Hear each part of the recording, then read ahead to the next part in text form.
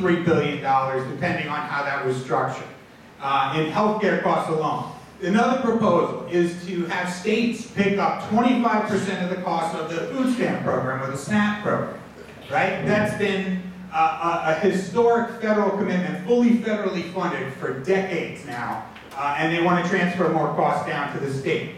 Their cuts, they're basically eliminating the low-income home energy assistance program, eliminating the community services block grant, the community development block grant.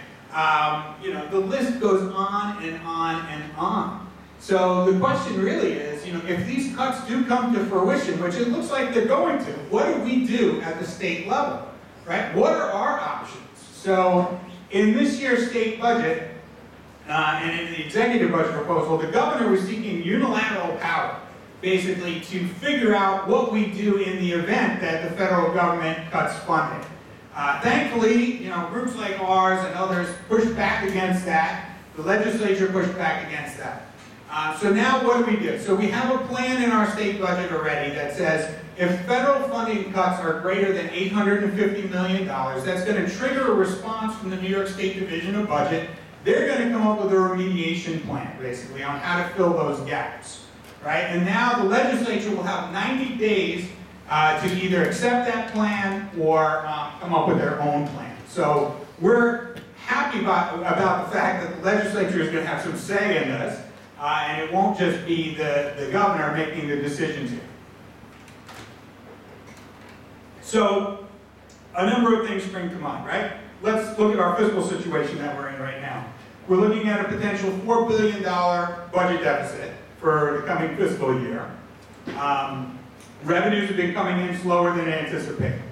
We also have this arbitrary 2% state spending cap, right? We've heard a lot about the 2% property tax cap, but we also have a 2% state spending cap. That's not in law, it's not in statute, it's just something that the legislature has been going along with since the governor took office, because the governor wanted to rein in spending. We're not going to be able to meet the needs of our citizens, especially our most vulnerable citizens, should these federal cuts come into play and we continue to operate under this 2% state spending cap. Because remember, education funding may go up 4 to 6%, healthcare goes up 4%. Those two items alone make up half of our outlays in our state budget.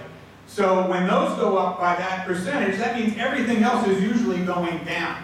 And we've seen precipitous drops in funding for state agencies, especially that are dealing with vulnerable populations. They've seen their budgets cut over the last 6-7 years by double digits. So we have to figure out what we do, right? Do we backfill federal cuts with more cuts?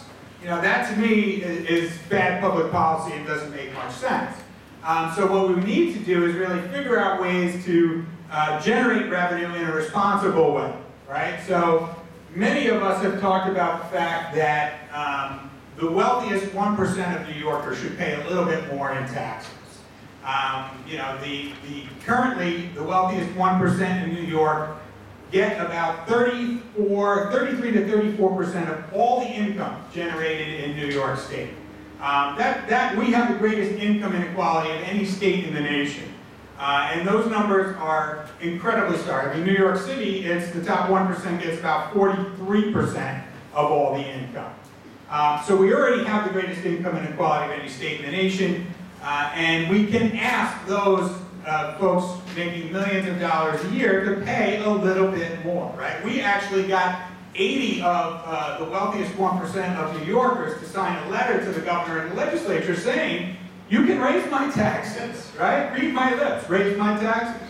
I want to be part of the solution. You know, a 1% tax increase is not going to affect my quality of life. It's not going to make me move out of the state, which is, you know, what they always say is going to happen. If you increase taxes on the wealthy, they're going to move.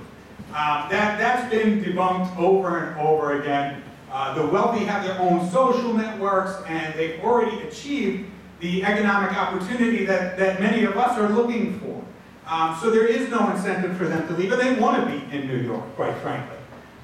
So, you know, is there a tipping point? There probably is, but we certainly haven't reached that tipping point yet. So that's one thing that we can be looking at doing, and it was proposed last year, and unfortunately did not pass. Another thing we could be looking at doing is reprogramming this $9 billion in economic development funds. Right? We heard from Mayor Minor, we've heard from others. This money, we are not being good stewards of the public tax dollars when it comes to economic development. And to me, this is the very definition of insanity, right? We keep doing the same thing over and over and over again, and somehow we're expecting a different result. Like, you know, we're going to create more jobs if we just invest more money in the same large businesses, and that never, ever seems to work. So we need to move past that kind of faulty programming and rethink what would be a better use of $9 billion of state and local tax dollars when it comes to investing in our citizens, right? Because we need to invest in our people, we need to invest not only in our physical infrastructure, but our human infrastructure as well. So another thing we need to be looking at potentially is we need to waive this 2% cap. I mean, I like to say scrap the cap. Our governor is, they call him Governor 1%, but he seems to be rather fixated on 2%. Whether it was the 2% property tax cap or the 2% state spending cap, I think his refrigerator is filled with 2% milk as well. So just fixated on this arbitrary figure of 2% when there's no rhyme or reason to it necessarily, right? So we can lift that cap because revenues tend to come in higher than 2%, personal income growth is higher than 2%. So we can lift that cap and still meet a lot of the needs of New York. So there's a lot we can do and there's a lot we have to do, but it's really going to take all of us working together and saying, kind of an emperor has no clothes kind of scenario here, right? We have to say what we've been doing is not working, and we need to rethink our investment. So again, going back to what Joe Biden said, a budget is kind of this moral document that lays out our priorities, our values, our vision for the future.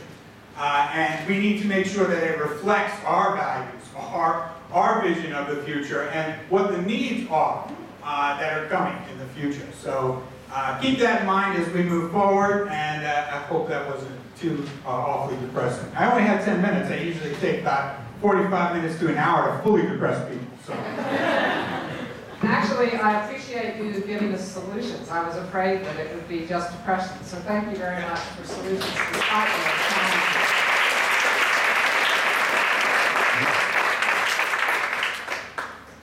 Questions for Ron. This guy knows what's happening at the federal and state level. I always take notes when I hear from him because he tells me things that I don't track as closely as he does. Questions for Ron? Yes, in the back of the room.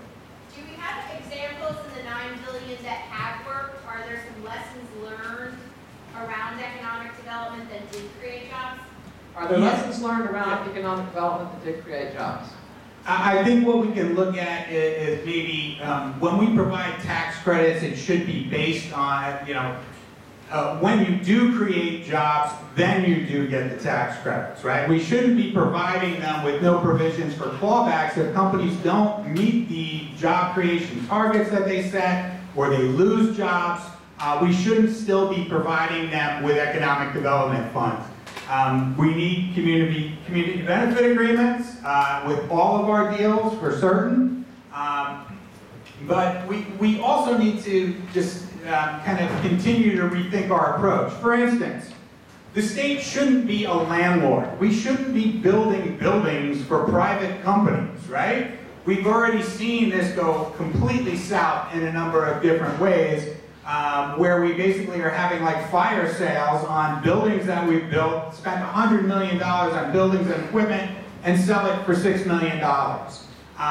That is not good stewardship of the public tax dollars, and that is not good economic development. So we proposed creating a database of deals. So groups like ours and the Citizens Budget Commission, groups that don't always agree, we agree that we need a good accounting of how we're spending this money, and we need to do it by company, because oftentimes companies get more than one subsidy. It's not that they're just getting one program subsidy, they're getting multiple program subsidies, and what we need to be able to do is successfully track how many jobs they promise to create versus how many jobs they do create.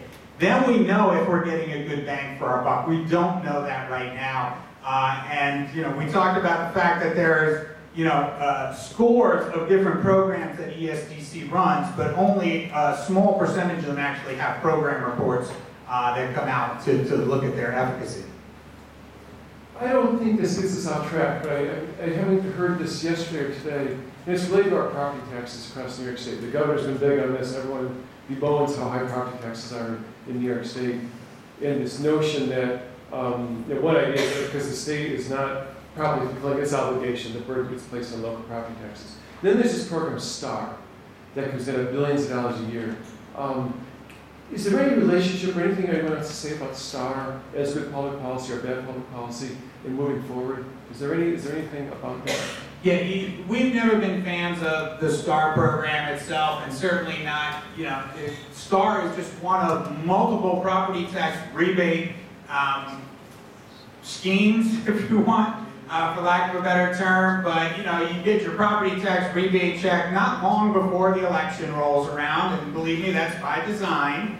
But, they come up with all these different ways to kind of rebate money back to property taxpayers, but none of it is really means tested. It's not based on your income. It's not based on your need, which is really what we should be doing, right? We've advocated for more of a circuit breaker approach.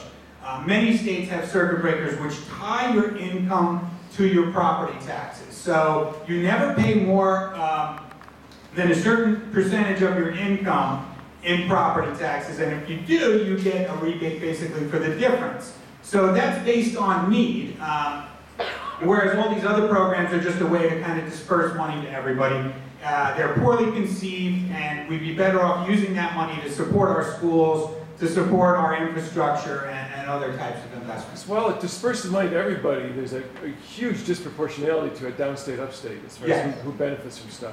Right. While upstate New York has got a little bit of STAR, downstate New York has got a big bit of STAR, and I'm curious about that. Yeah. So, we've long said that the STAR program is not fair. Proportionally, it's not fair between upstate and downstate. So we need to fix that program or figure out a new way to invest that money that makes more sense and benefits everyone. I want to thank our panel for giving us some ideas, and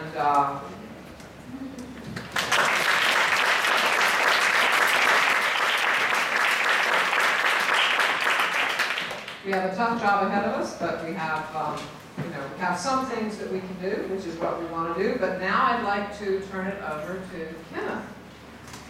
I don't know how you're going to manage the microphone and the crutches, but. No, I'm fine. I think this will be good. I'll sit the crutches to the side. Hello again, everybody. I'm Kenneth McLaurin, and I'm here to talk a little bit about messaging. Before I start, I want to say I think it's sort of ironic, Ron. My Kenyan grandmother would tell me something that's similar to your Irish grandmother. It went like, Mavi inaterusha chinki ya chini ya maji, which really means physical stress rolls downhill. When she translated, I was surprised. I didn't know that physical stress was a Kenyan concept. But I was invited here because Mildred said, we've been doing some things with the research, and it seems like you have problems with the messages. And I was like, give me an example. And she said there was one place where they were working on bringing clean water to the community. And they had meetings, and they went to the community, and they said, bringing clean water to you will cost less than a 6-pack of beer a week. And the community responded, we'd rather have beer. And what that really sort of shows is that educators and researchers really value knowledge and information and logical sound reasoning, while the rest of us really just want beer. But she mentioned like a lot of the messages and how at times local government isn't as strong with the messaging as the state government and Cuomo. And I think one of the things that was going around for a while was Cuomo said that there were over 10,000 local governments, 10,000 local governments. And I was like, I thought there were only 1,600. And I was like, I get it. What Cuomo was doing was including the mobile home parks and the deer herds. I think that's one way we can get to, 10,000. But it's really interesting hearing what's going on and the stress that governments have and the way they have to make these decisions on what do we keep, and, what do we cut, and hearing some of the things, it's sort of unnerving, like talking about roads and cutting the services to fix the roads, and with all the potholes and as bad it is in Ithaca, I was like, you know what, this actually might be a good opportunity to start an Adopt a Pothole program, where we can adopt the potholes in front of our road. And I was like, this is interesting. Maybe then you can also have other economic opportunities, like people could start sort of rescue shelters for potholes. Like they have dogs, and somebody just go, hey, I want to rescue this pothole. We can make it ours. And we're just thinking about services and how we pay for them. How do we convince people, look, let's pay for the services we need, the things we want. But again, with roads, it seems that not repairing them might actually have a positive economic impact. And it's true, because when you have bad roads, what happens? Like, you ruin your car, your tires are ruined, your struts, your shocks, everything is bad, but that is really good for the car repair industry. Right? As long as the roads are bad,